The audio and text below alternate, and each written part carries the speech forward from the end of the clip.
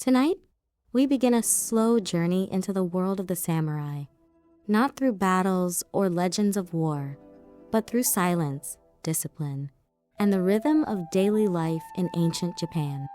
This is a story about patience, purpose, and a way of living shaped by honor and calm observation. Settle in, relax, and let the story unfold slowly. Part 1: The World Before the Samurai. Long before the word samurai carried meaning, Japan was a land shaped by quiet forces. Mountains rose sharply from the earth, forests covered the hills in deep green shadows, and rivers moved patiently toward the sea. The rhythm of life followed nature closely.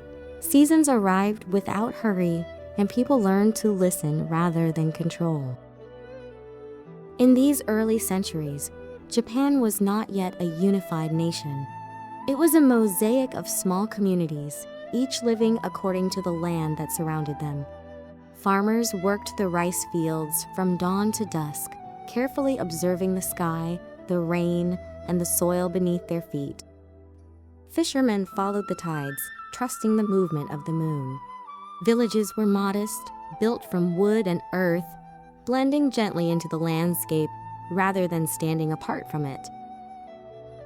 Power during this time was quiet and local. There were no great armies or centralized rulers. Instead, clans governed themselves, led by elders whose authority came from experience and respect. Conflicts existed, but they were small, often settled through negotiation or ritual rather than force. Life moved slowly, guided by tradition and repetition. Spiritual beliefs were deeply connected to nature. The early form of Shinto shaped the way people understood the world. Mountains, trees, rivers, and even stones were believed to carry kami, gentle spirits that watched over the land. There was no sharp divide between the sacred and the ordinary. Every action, from planting rice to drawing water, carried meaning. Silence was respected. Observation was valued. As centuries passed, small changes began to appear. Communities grew, trade expanded, and contact with the Asian mainland brought new ideas, tools, and beliefs. Metalworking improved. Writing slowly emerged. Buddhism arrived, offering a new way to understand suffering, discipline, and inner peace. These ideas blended with existing traditions rather than replacing them, adding depth to Japanese thought. With growth came tension.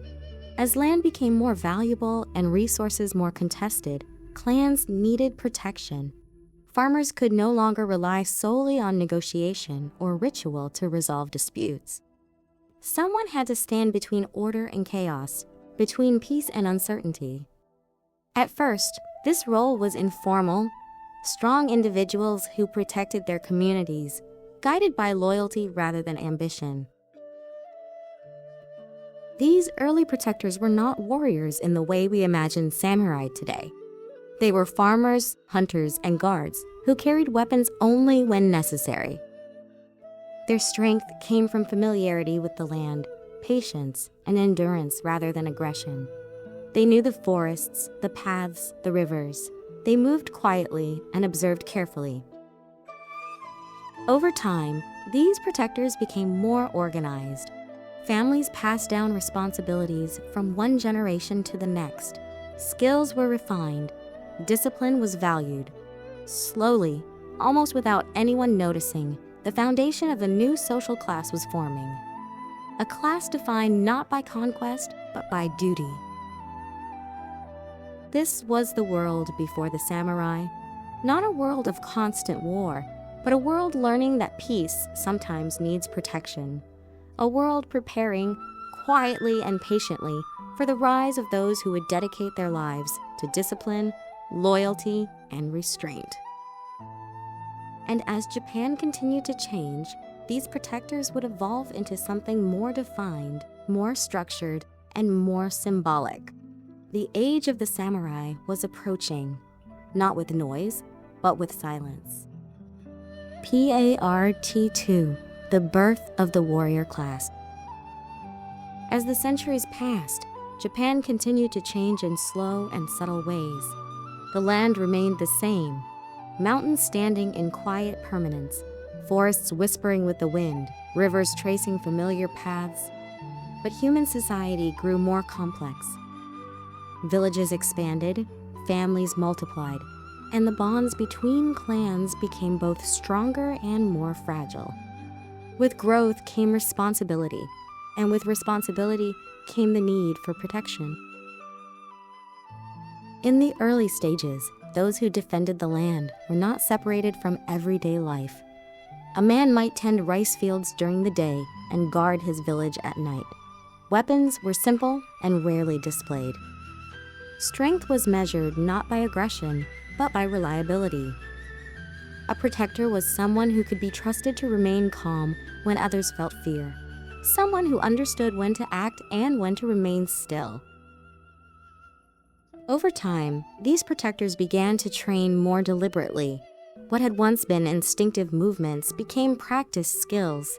Footsteps grew quieter, reactions became sharper.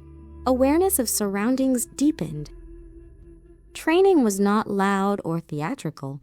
It took place in open fields at dawn, in forest clearings, or beside empty paths where only the sound of breathing and movement could be heard.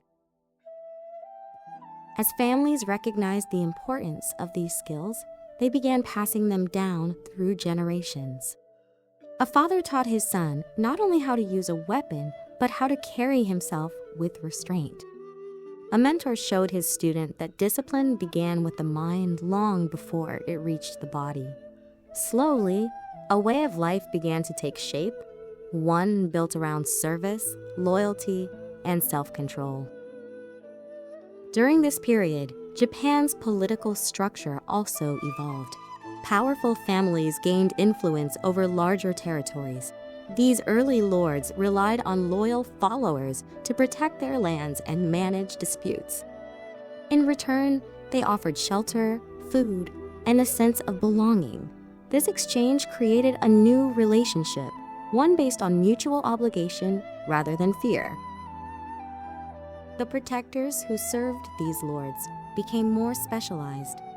They no longer fought only for their own villages, but for a broader community. Their identity shifted. They were no longer just farmers or hunters who carried weapons when needed. They became warriors by role, even if they remained quiet in nature. Training grew more refined. Archery developed into a discipline that emphasized breath and focus. Sword practice became a study of balance and timing rather than brute force. Horsemanship required harmony between rider and animal, teaching patience and trust. Each skill was approached with respect, repetition, and mindfulness. At the same time, spiritual ideas continue to shape this emerging class. Buddhism encouraged reflection, acceptance, and awareness of impermanence. Shinto reinforced respect for ancestors and the natural world. Together, these beliefs taught warriors that strength without humility was meaningless, and that life itself was fleeting. This understanding changed how warriors viewed conflict. Victory was not celebrated loudly. Loss was accepted quietly. Honor began to matter more than survival. A warrior's worth was measured not by how many battles he fought, but by how faithfully he served and how calmly he carried himself. As the warrior class slowly took form, its members remained largely invisible to history. There were no grand titles yet, no elaborate armor, no legendary swords. Their presence was felt rather than seen. They stood at the edges of villages, along roads, near estates, watching, waiting, protecting. But change was inevitable.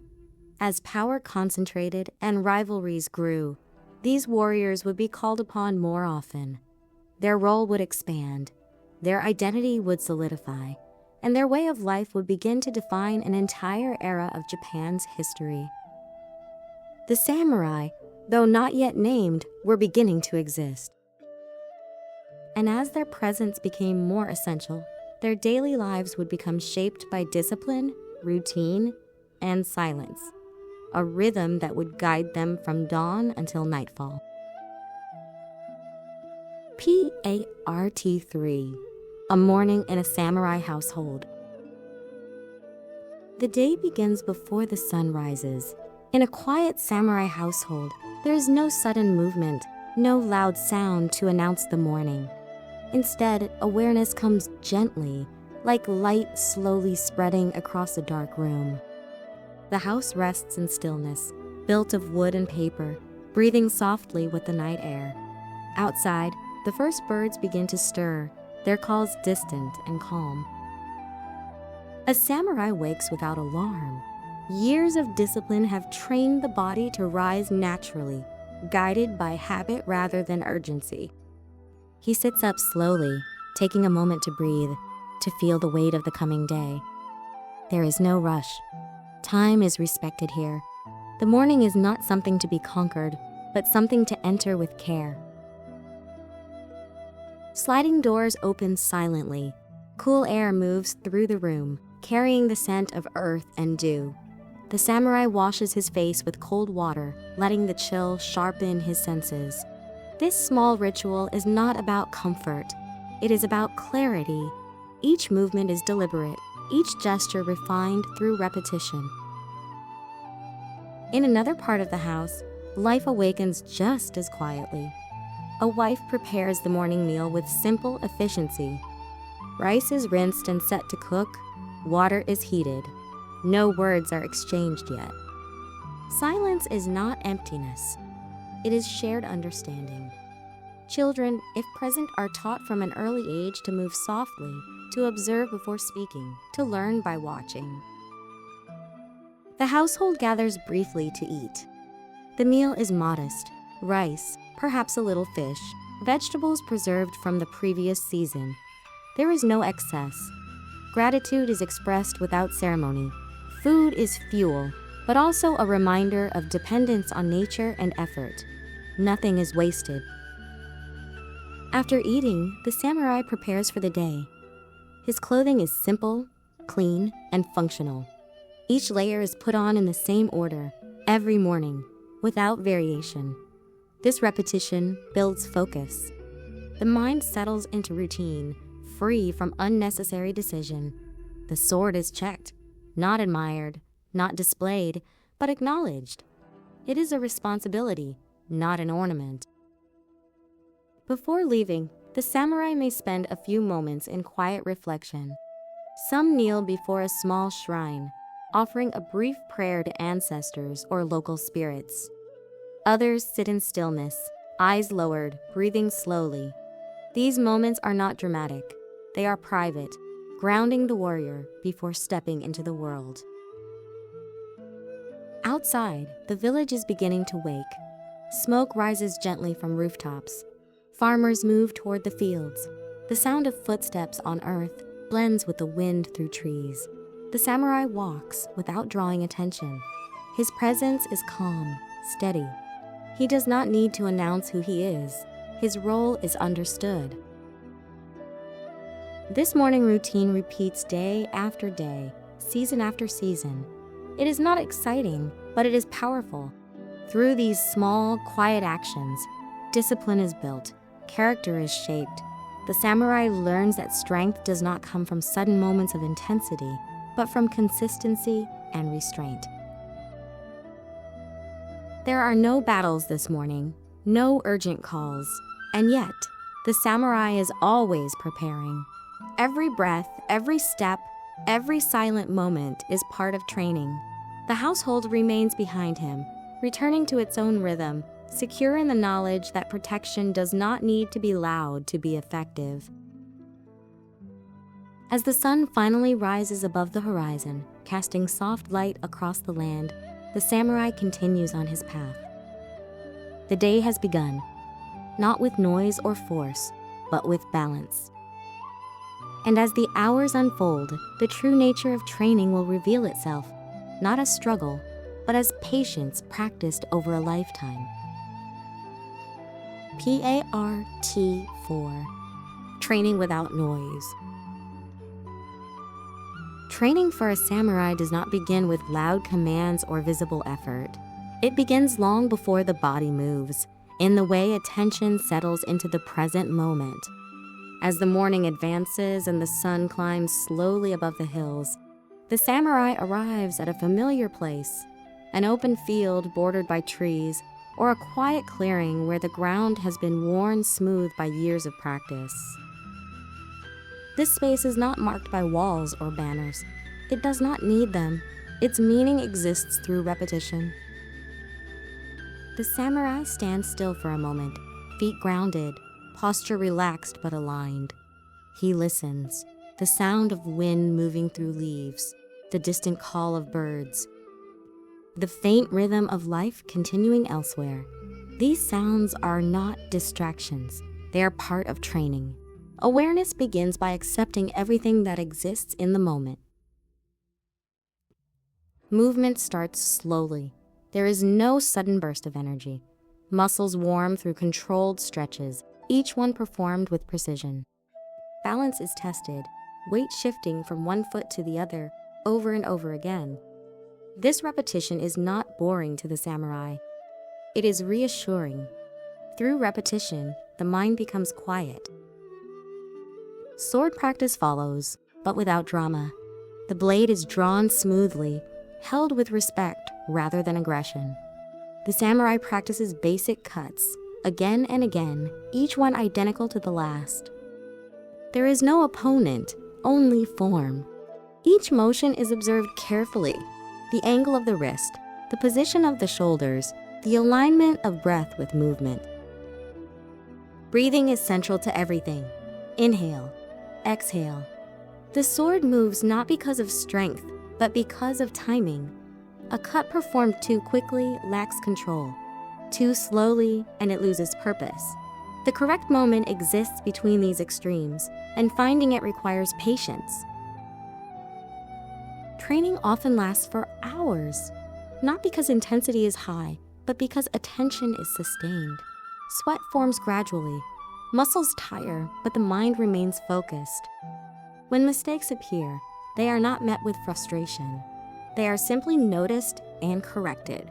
This calm acceptance is what allows improvement to happen without force. Other forms of training take place as well.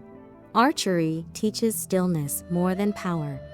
The samurai learns to release the arrow not when the body feels ready, but when the mind is settled. Horsemanship builds trust, requiring the rider to move in harmony with the animal rather than dominating it. Even walking is practiced, steps measured and quiet, teaching control in the smallest actions. There are no spectators, no applause. Training is a private conversation between effort and awareness. The samurai does not seek recognition for this work. He understands that the value of training lies in what remains unseen. Breaks are taken without indulgence. Water is consumed slowly. The body rests briefly, then returns to motion. The rhythm of practice mirrors the rhythm of nature, steady, unhurried, continuous. As the day moves toward afternoon, the training comes to a natural end. The samurai cleans his blade carefully, not as an afterthought, but as part of the discipline itself. Care for tools reflects care for the self. Nothing is rushed, nothing is neglected. By the time the samurai leaves the training ground, there is no visible sign of transformation. Yet something subtle has shifted. Awareness has deepened. Movements feel lighter. The mind feels clear. This is the result of training without noise, a process so quiet that its power can only be felt over time. And it is through this quiet effort, repeated day after day, that the samurai slowly becomes more than a warrior. He becomes a presence, steady, attentive, and prepared, even in stillness. PART-5, the sword as a teacher. In the life of a samurai, the sword is never introduced as a weapon first. Long before it is associated with combat, it is understood as a presence. It rests quietly, often out of sight, neither displayed nor hidden, simply existing within the space of daily life. Its silence is intentional. The sword does not demand attention, yet it quietly shapes behavior, posture, and thought. From the moment a samurai begins to train seriously, he learns that the sword reflects the state of the mind holding it. When the mind is restless, the blade feels unstable. When thoughts wander, movements become careless. The sword does not forgive distraction, it reveals it. In this way, the sword becomes a teacher long before it becomes a tool. Before practice begins, the samurai prepares himself internally. He does not rush toward the blade. He sits, sometimes for several minutes, sometimes longer, allowing his breathing to slow and his awareness to settle. This pause is not ritual for appearance's sake. It is necessary. The sword responds only to clarity. Without it, practice becomes empty motion. When the sword is finally lifted, it is done without emotion. There is no excitement, no sense of power. The weight of the blade is familiar, balanced, unchanged. The samurai adjusts his grip gently, not squeezing, not relaxing too much. He learns through experience that tension travels from the hands into the shoulders, and from the shoulders into the mind. The sword teaches him to let go. Practice begins slowly. A single cut is repeated again and again, sometimes hundreds of times. The movement does not change, but the attention does. Each repetition reveals something new. A slight imbalance in the feet, a hesitation in timing, a breath taken too early or too late. The sword exposes these details without judgment, asking only that they be noticed.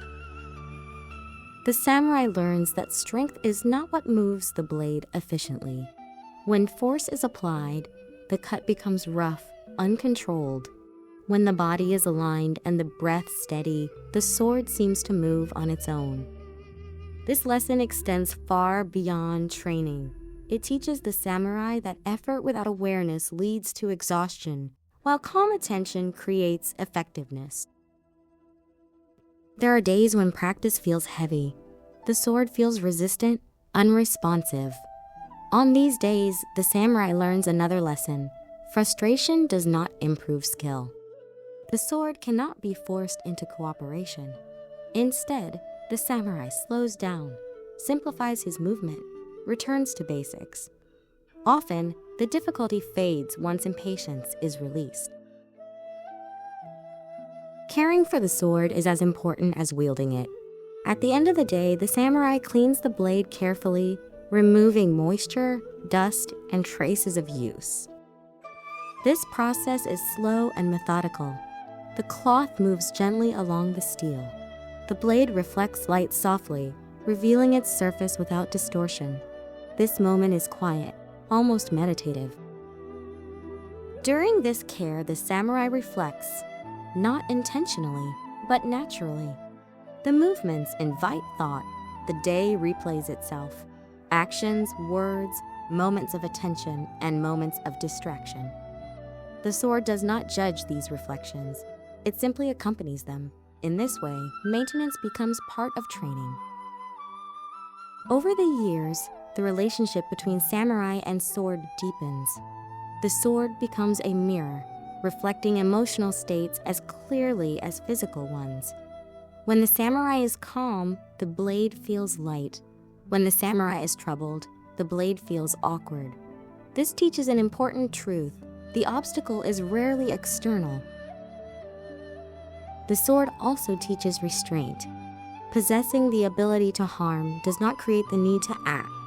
In fact, the more skilled the samurai becomes, the less eager he is to use the blade. True mastery brings caution, not arrogance. The sword reminds him that every action carries consequence, and that avoiding unnecessary action is a form of wisdom. As years pass, the sword becomes less an object and more a symbol of responsibility. It represents the samurai's commitment to discipline, to awareness, and to control of the self. The blade does not define him, but it reveals him. Eventually, the samurai understands that the sword has been teaching him all along, not how to defeat others, but how to face himself. Through repetition, silence, and patience, the sword has shaped his posture, his breathing, and his way of thinking. And in this quiet relationship between steel and spirit, the samurai learns one of the most enduring lessons of his life, that true power is not found in striking, but in knowing precisely when not to move. Part 6. The Way of Bushido.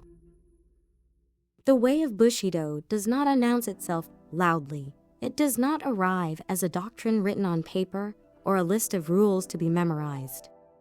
Instead, it settles gradually into the life of the samurai, shaping behavior through repetition, expectation, and quiet correction. Bushido is lived long before it is named. It becomes part of the air the samurai breathes, influencing decisions even when no one is watching. From an early age, a samurai learns that discipline begins with attention. How one enters a room, how one bows, how one listens, these details matter. Bushido teaches that carelessness in small actions eventually appears in greater ones. Precision, therefore, is not about perfection. It is about respect. Respect for oneself, for others, and for the role one has accepted. Honor, within Bushido, is not pride or reputation. It is alignment between intention and action. A samurai acts honorably when his behavior reflects his responsibilities, regardless of whether anyone witnesses it. This understanding removes the need for validation. The samurai does not act to be admired. He acts because it is correct. Loyalty forms another foundation of Bushido, but it is often misunderstood. Loyalty is not blind obedience or the absence of thought. It is a conscious commitment. The samurai chooses whom he serves and accepts the weight of that choice fully. Once this commitment is made, hesitation fades. Doubt no longer clouds action because purpose has been clarified. This clarity brings calm. The samurai no longer struggles internally with every decision. He knows his role. He knows his duty. This does not make life easier, but it makes it simpler. Simplicity, in Bushido, is a form of strength. Buddhist influence deepens Bushido's philosophy. The understanding of impermanence plays a central role. Life is fleeting. Circumstances change. Attachments create suffering. Rather than resisting this truth, Bushido asks the samurai to accept it fully. By doing so, fear loosens its grip. Death is acknowledged calmly within this way of life. The samurai does not dwell on it obsessively, nor does he romanticize it. He simply accepts its inevitability. This acceptance removes hesitation and sharpens presence. When fear of death diminishes, the samurai becomes more attentive to life itself. Compassion, though rarely emphasized in popular images of samurai, is deeply embedded in Bushido. Strength without compassion becomes brutality. Authority without restraint becomes tyranny. The samurai is expected to protect those who cannot protect themselves, to avoid unnecessary cruelty, and to act with moderation even when power is available. Bushido also teaches emotional discipline. Anger, pride, and frustration are not denied, but they are observed. The samurai learns to notice emotion without allowing it to control action. This does not suppress feeling, it refines response. Over time, reactions soften, and clarity takes their place. Daily life becomes the primary training ground for Bushido.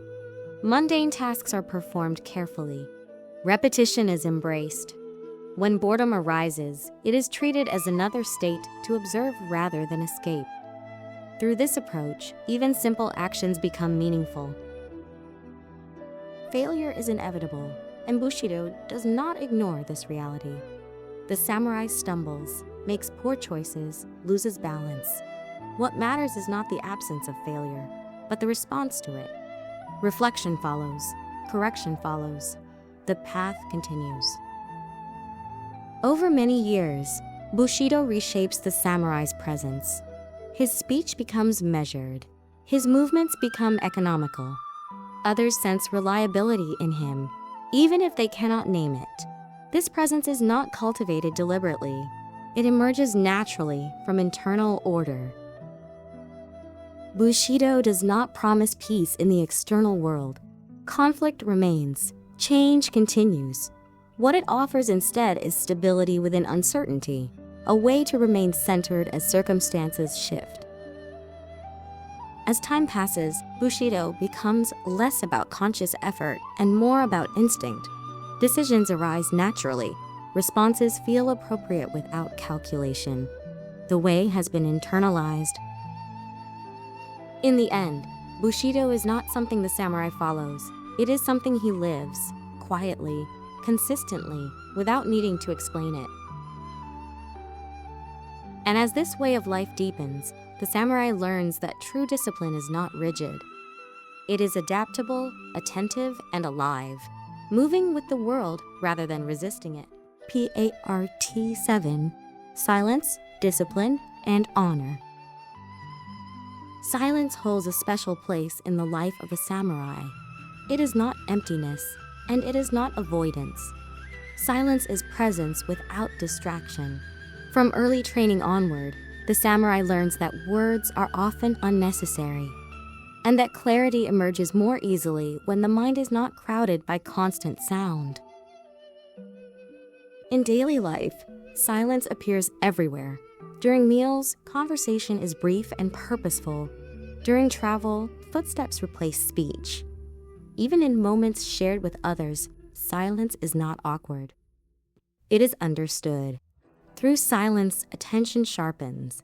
The samurai notices details others overlook: the shift in tone, the subtle change in posture, the quiet signals that reveal intention. Discipline grows naturally from this silence. Without constant stimulation, the samurai becomes familiar with his own thoughts.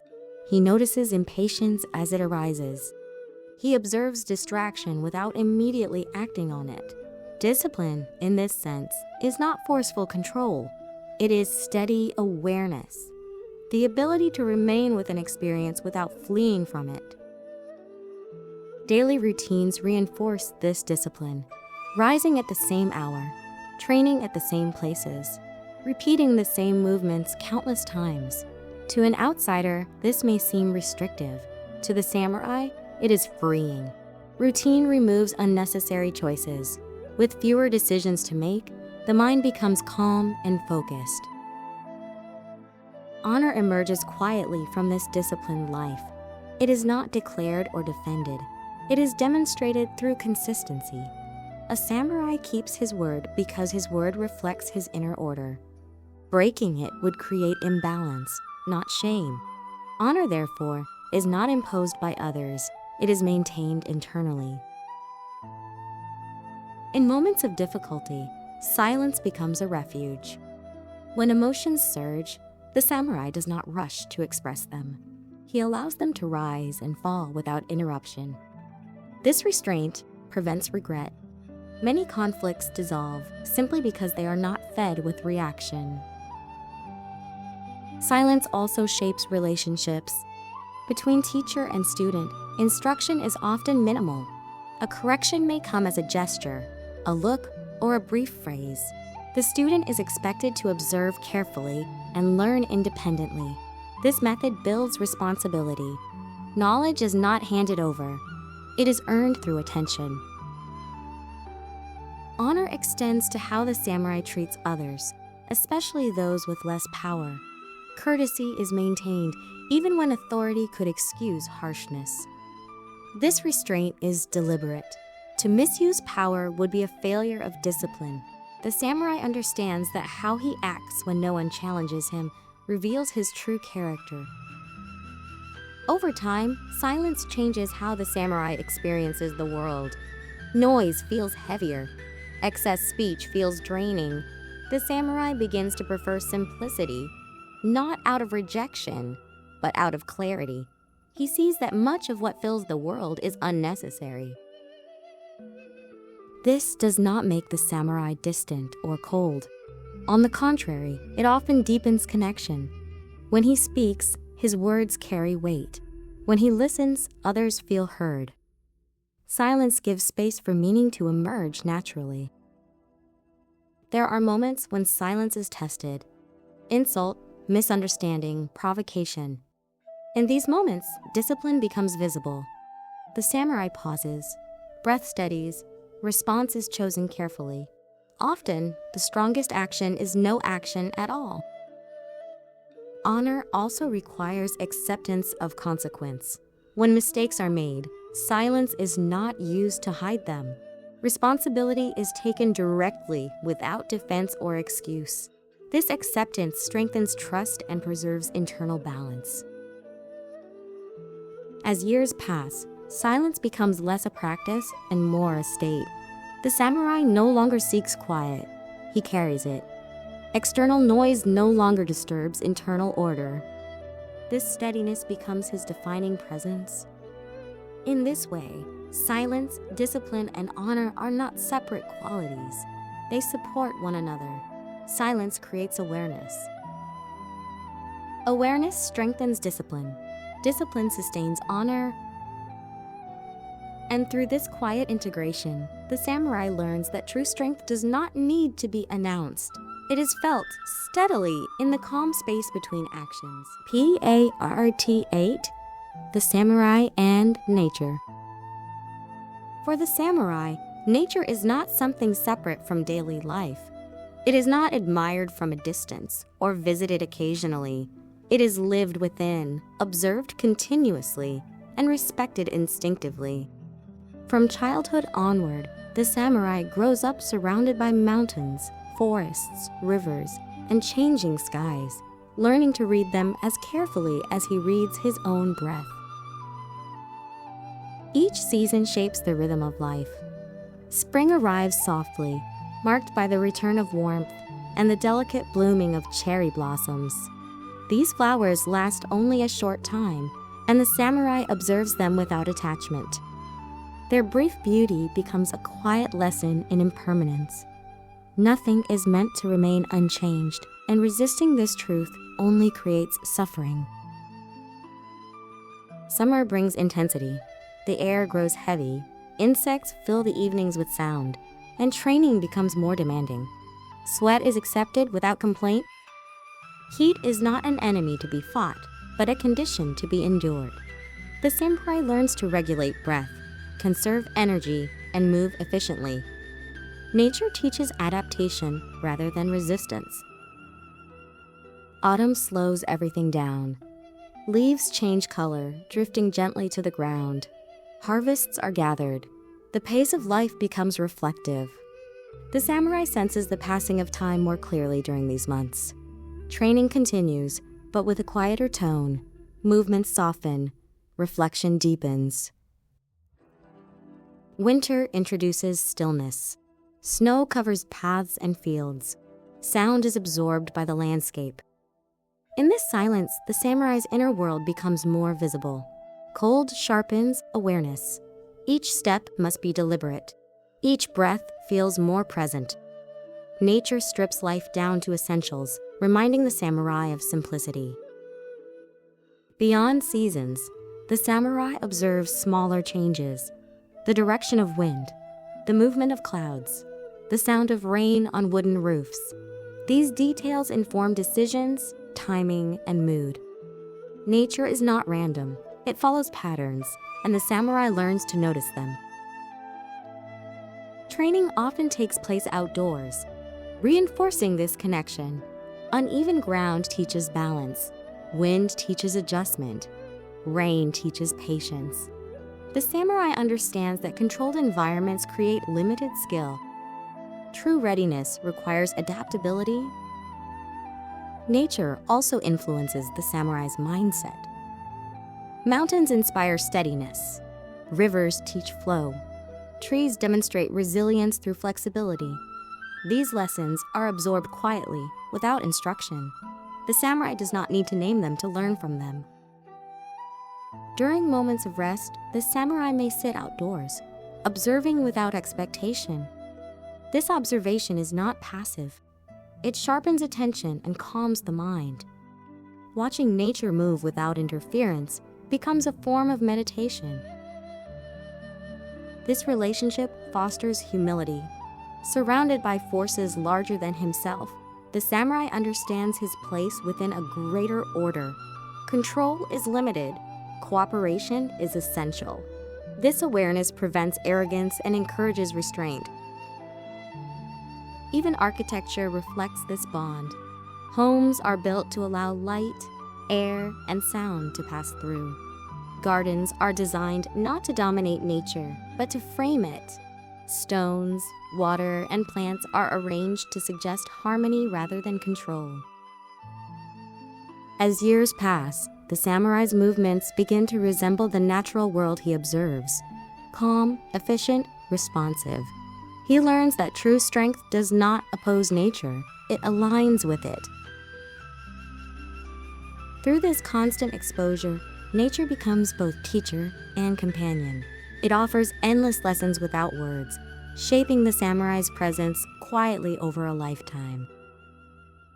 And in this steady dialogue between human and environment, the samurai discovers a deeper form of balance, one that cannot be forced, only understood.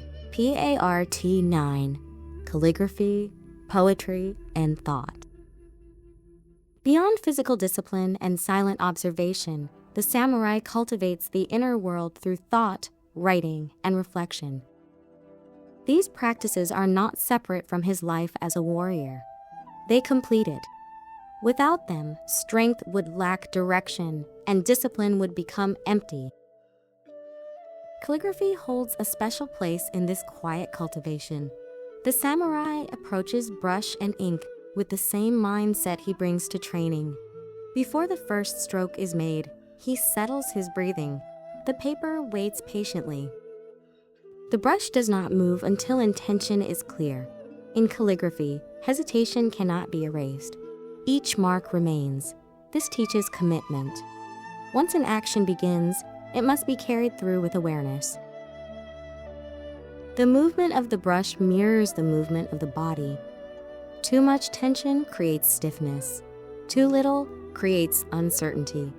The samurai learns to balance control and flow, allowing the ink to move naturally across the page. The characters themselves are simple, but the space around them matters just as much. Emptiness is not absence, it is structure. Poetry offers another form of expression. Short verses capture fleeting moments, a falling leaf, a passing cloud, the quiet of early morning. The samurai does not write to impress. He writes to observe. Through poetry, he trains his attention on the present moment, learning to notice what might otherwise be overlooked. These poems are often private, written and read only by their creator. They are not declarations, but reflections. In a world shaped by duty and restraint, poetry provides space for subtle emotion without excess. Thought itself becomes a practice. The samurai spends time alone, reflecting on actions, intentions, and outcomes. This reflection is not self-criticism, it is clarification. By examining decisions calmly, the samurai refines judgment without harshness. Writing and thought also teach patience. Progress is slow and uneven. Some days feel clear, others feel heavy. The samurai learns not to measure worth by immediate results. Instead, he values consistency. Through these practices, the samurai develops a deeper understanding of impermanence. Words capture moments that cannot be held. Ink fades over time. Meaning shifts. This awareness reinforces humility and acceptance. Calligraphy and poetry also serve as a counterbalance to physical training. Where the body exerts, the mind settles. Where action dominates, stillness returns. Together, they create balance. Over years, these practices shape the samurai's inner voice. Thoughts become quieter, reactions become slower, attention sharpens. The samurai learns that strength of mind supports strength of body. In moments of uncertainty, returning to brush and paper restores clarity.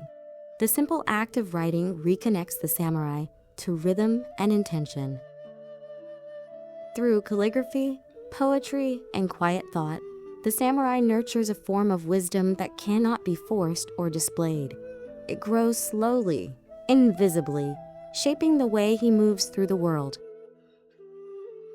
And in this quiet cultivation, the samurai discovers that the deepest battles are not fought outwardly, but resolved within. PART10, tea, ritual, and calm.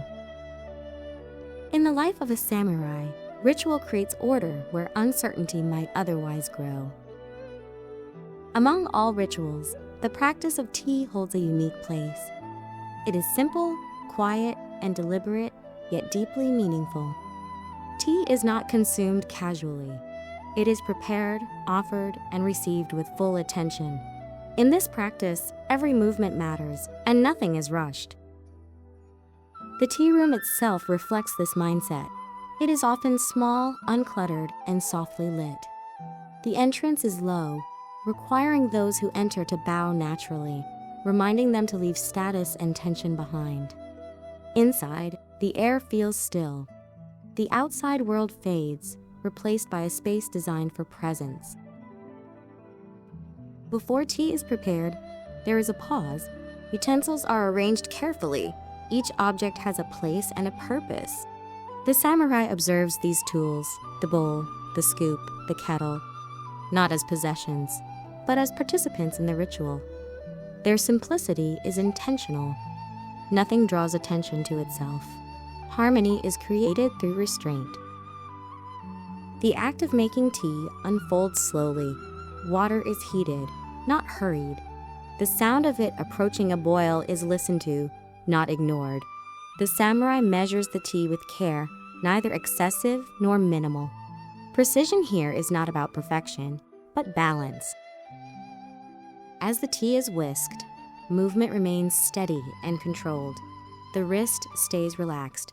The breath stays even. The samurai's attention rests entirely in the present action. Past concerns and future expectations lose relevance. There is only the bowl, the motion, and the sound of the whisk touching liquid. When the tea is offered, it is done with humility. When it is received, it is accepted with gratitude. Words are few. Silence carries meaning. The samurai understands that this shared quiet is the essence of the ritual. Connection forms without explanation. Drinking the tea is itself an exercise in awareness. The warmth of the bowl against the hands, the bitterness of the first sip, the lingering taste that follows. Nothing is consumed absent-mindedly. Each sensation is acknowledged fully. The tea ritual teaches acceptance. The tea is never exactly the same. Water temperature varies, flavor shifts subtly. These differences are not corrected. They are welcomed. This reinforces the lesson that control is limited and adaptability is essential. Over time, the ritual of tea shapes the samurai's relationship with time itself. Moments no longer feel like obstacles to pass through. They become spaces to inhabit. This shift carries into daily life. Tasks are approached with more patience. Interruptions feel less intrusive. Tea also serves as a bridge between individuals. Even in times of tension, sharing tea restores calm. It creates neutral ground where intention can settle before words are exchanged. Many conflicts soften simply by slowing down. For the samurai, tea is not an escape from discipline. It is discipline expressed differently. Where training refines the body, tea refines attention. Where combat requires readiness, tea cultivates stillness. As years pass, the samurai may find that these quiet moments become the most valued, not because they are dramatic, but because they reveal clarity. In the simplicity of tea, the samurai reconnects with the principles that guide his life. The ritual also reinforces impermanence. The tea is prepared, consumed, and gone. The moment cannot be repeated. This fleeting nature deepens appreciation rather than loss. The samurai learns to value presence over possession. In this way, tea becomes more than a drink. It becomes a teacher. It teaches humility through simplicity, calm through repetition, and balance through attention. And as the samurai returns to the world beyond the tea room, he carries this calm with him. Movements remain measured, reactions soften. The quiet cultivated in ritual extends into action. Through tea, the samurai learns that peace is not something found only in solitude. It can be practiced, shared, and carried one careful moment at a time. Part 11. Loyalty and inner conflict. Loyalty, in the life of a samurai, is not a fixed rule written once and followed without thought. It is a living presence, felt constantly, shaping every decision, every hesitation, every moment of stillness.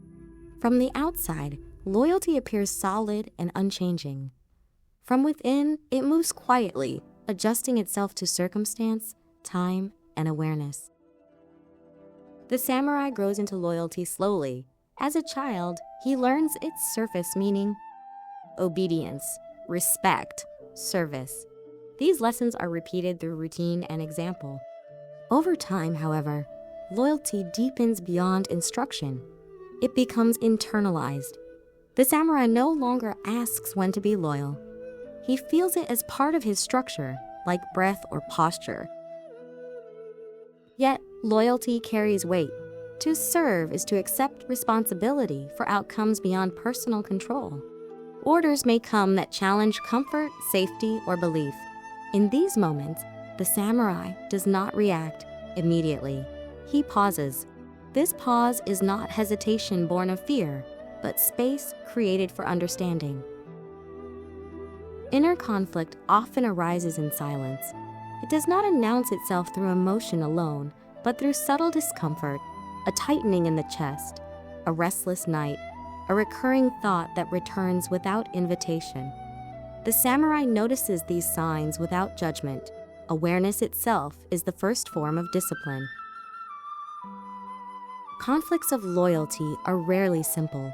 Duty to a lord may intersect with responsibility to family, compassion for others, or loyalty to inherited values.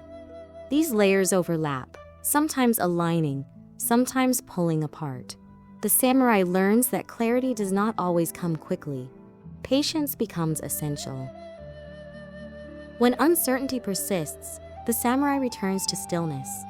Sitting quietly, observing breath, he allows thoughts to arise and pass. He does not force resolution. He trusts that insight will emerge in its own time.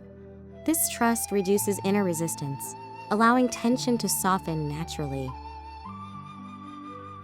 Loyalty also demands restraint. Even when disagreement exists, expression is measured. Words are chosen carefully or withheld entirely. Silence protects both order and dignity. The samurai understands that not every truth must be spoken to be honored. Sacrifice is an inevitable companion to loyalty. Sometimes it is physical, sometimes emotional. The samurai accepts these sacrifices without seeking recognition.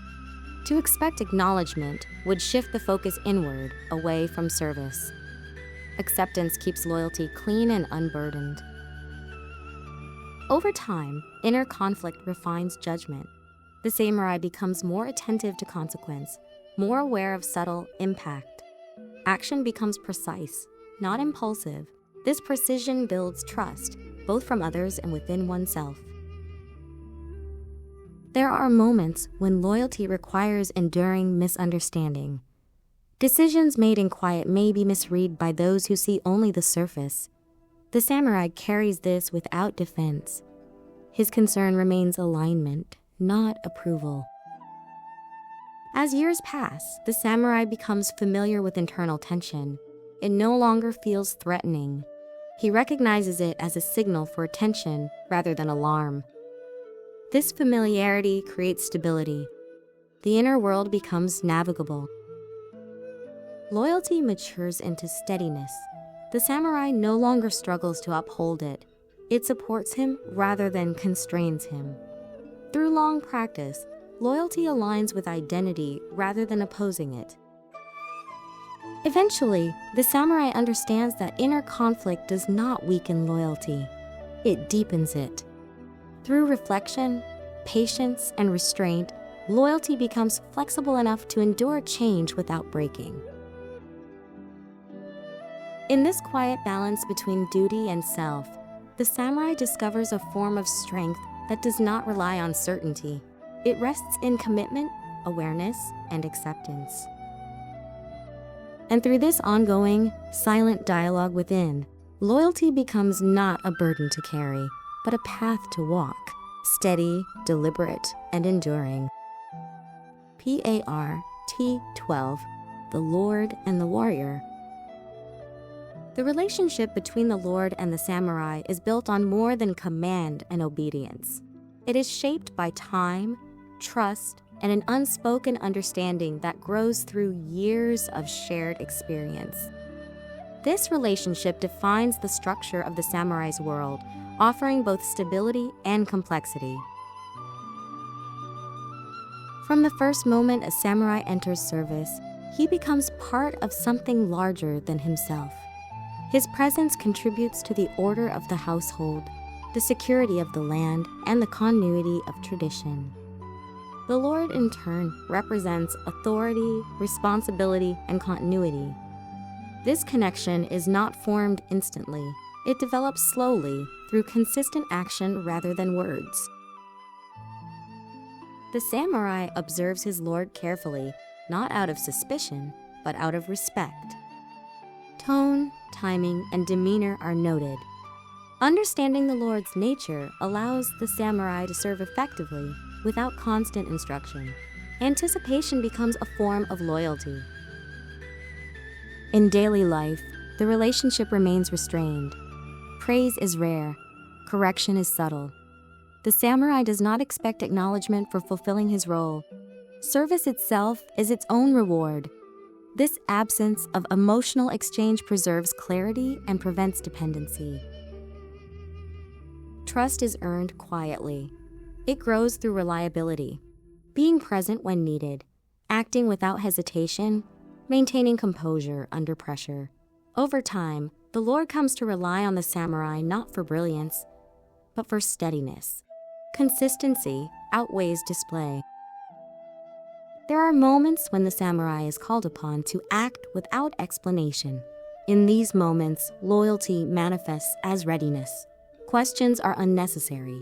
Understanding comes later, if at all. This acceptance of uncertainty strengthens discipline. Yet the samurai is not blind.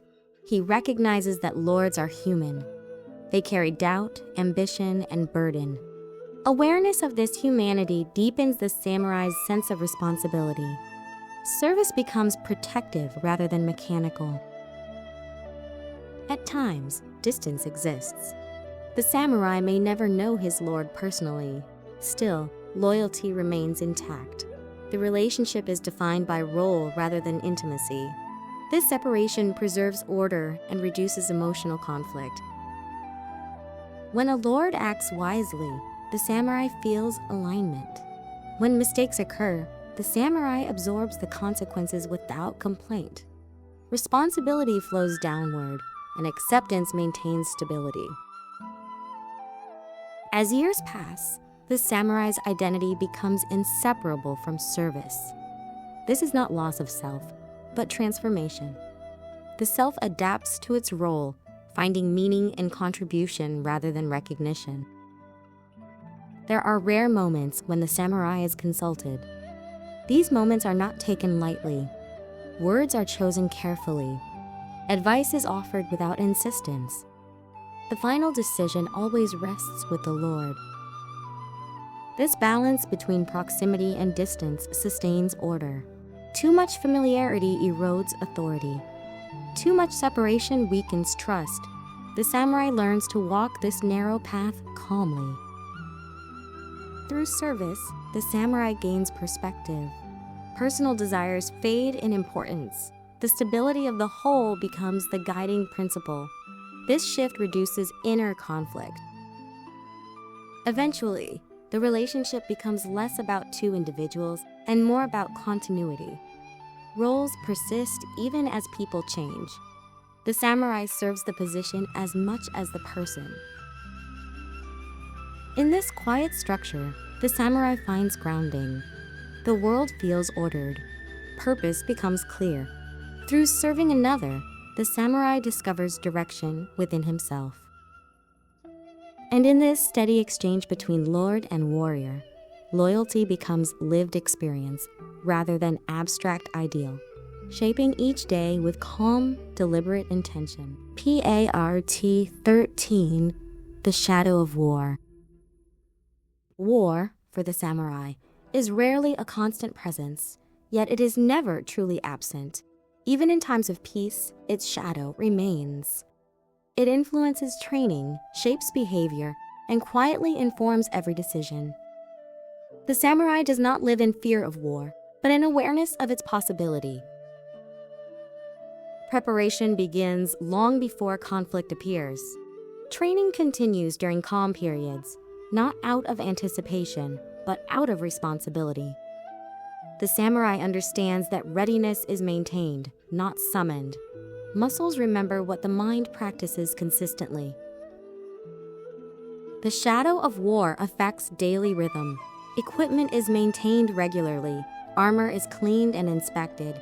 Blades are sharpened with care. These actions are not dramatic. They are routine, carried out with steady attention. Through repetition, anxiety is replaced by familiarity. Emotionally, war is approached with restraint. Excitement is discouraged. Fear is acknowledged but not indulged. The samurai learns to exist between these extremes. Balance preserves clarity. When conflict draws nearer, silence deepens. Conversations shorten. Observation increases. The samurai watches the environment more closely. Movement on roads, changes in tone, shifts in atmosphere. Awareness sharpens naturally.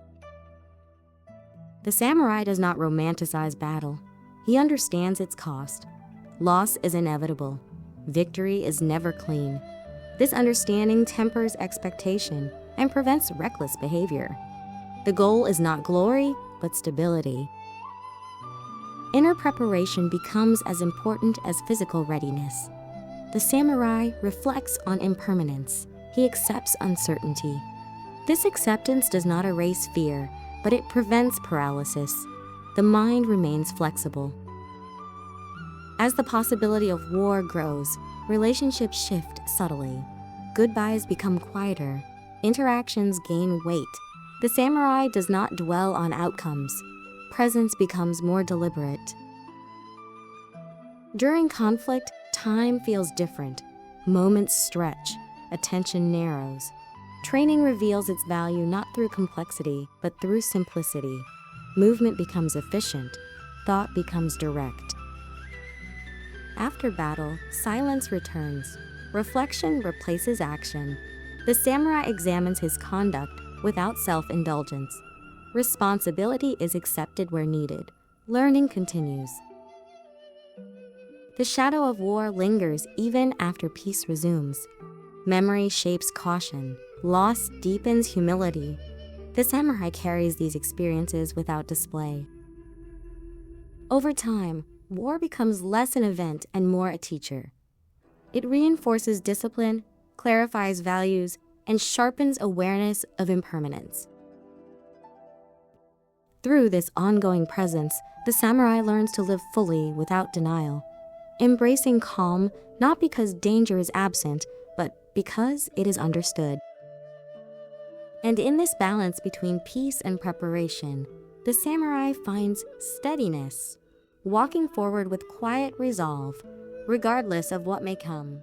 Part 14, Aging, legacy, and letting go. As the years pass, aging arrives quietly in the life of the samurai. It does not announce itself through a single moment or sudden change. Instead, it settles slowly, almost unnoticed at first. Movements take slightly longer. Recovery requires more patience. The body speaks more often, and the samurai listens. Strength remains, but it transforms. Where once speed and endurance dominated, now precision and timing take their place. The samurai understands that force is no longer the primary tool. Experience guides action more reliably than strength ever did. Training does not stop. It evolves. Sessions become shorter, but deeper. Movements are refined rather than expanded. Each gesture is intentional. Waste is removed. What remains is essence. This refinement brings a different kind of satisfaction, quiet, steady, and lasting. Aging also reshapes awareness. The samurai becomes more attentive to subtle signals: fatigue, tension, imbalance. Ignoring these signals would no longer be discipline, but denial. Respecting them becomes part of wisdom. Legacy begins to surface naturally, not as ambition, but as responsibility. Knowledge accumulated over decades must not disappear. The samurai understands that techniques alone are insufficient. Attitude, patience, and restraint matter just as much. Teaching becomes central, yet instruction is rarely verbal. Younger warriors observe the way the samurai moves, waits, and responds. They learn how to remain calm under pressure, how to accept correction, how to hold silence without discomfort. The samurai corrects sparingly. When correction comes, it is gentle and precise. Too many words dilute meaning. Too much force creates resistance. Teaching mirrors the calm rhythm of aging itself. Letting go becomes an ongoing practice. The samurai releases the need to dominate space, to be first, to be noticed. Leadership shifts into guidance. Presence becomes quieter, yet more influential. Pride softens. Comparison fades. The samurai no longer measures himself against others. He measures alignment between intention and action, between effort and acceptance. Reflection deepens during this period. The samurai revisits past choices without regret or glorification. Victories and mistakes are seen as equal teachers. Nothing is rejected, nothing is clung to. Relationships also transform. Companions age, disappear, or walk different paths. Loss is felt, but not resisted. Grief moves through quietly, leaving behind appreciation rather than bitterness.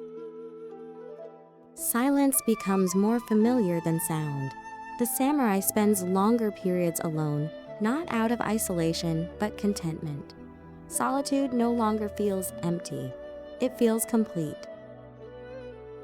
Letting go extends to ambition itself. Goals loosen. Direction remains, but pressure dissolves. The samurai acts fully without demanding outcome. This freedom brings lightness. As the samurai ages, identity shifts. He no longer defines himself solely by role or title. He becomes presence rather than position. This shift removes fear of decline. Legacy reveals itself in subtle ways. In a student's posture, in a pause before action, in restraint shown at the right moment. These quiet echoes outlast any public recognition. Eventually, the samurai sees his life as part of a longer current, one movement within a larger flow. This perspective brings peace. Nothing feels unfinished. Nothing feels urgent.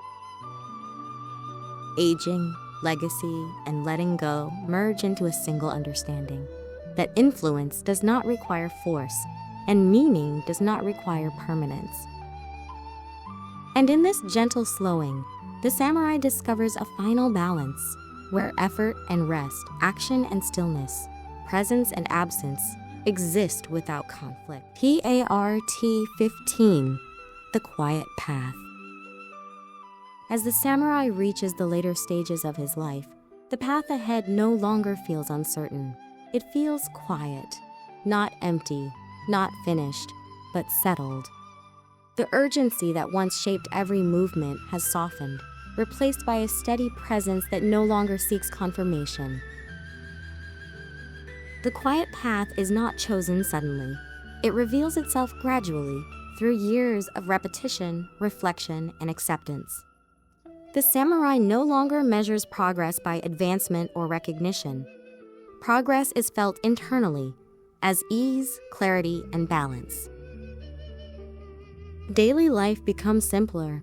Movements are slower, yet more complete. Each action carries less effort, not because strength has vanished, but because resistance has faded. The samurai no longer fights the flow of time.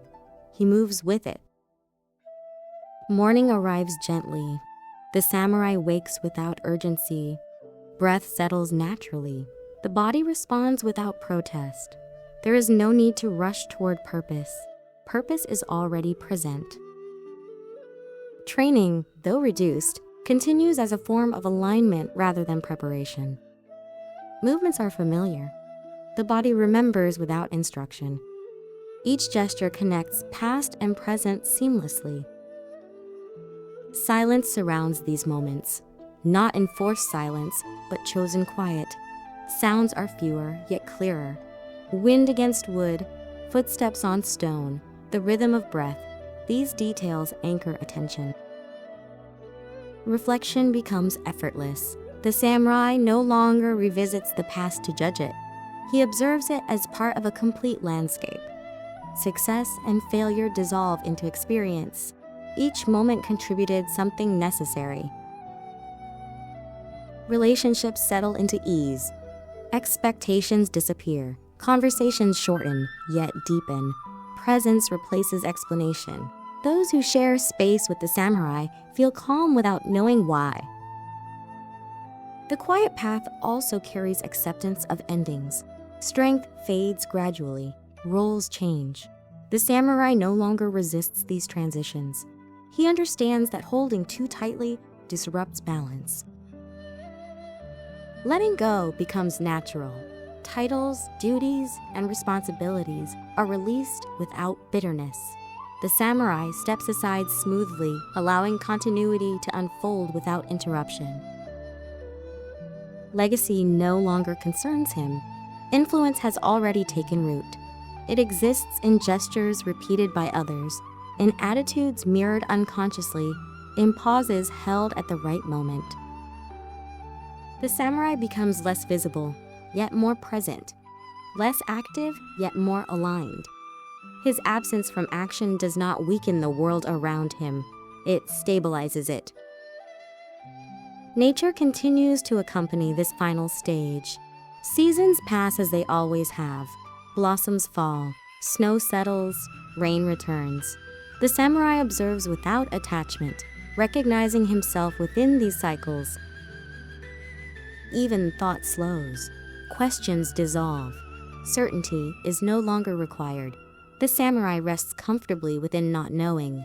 This comfort brings peace deeper than understanding ever could. The quiet path is not isolation, it is integration.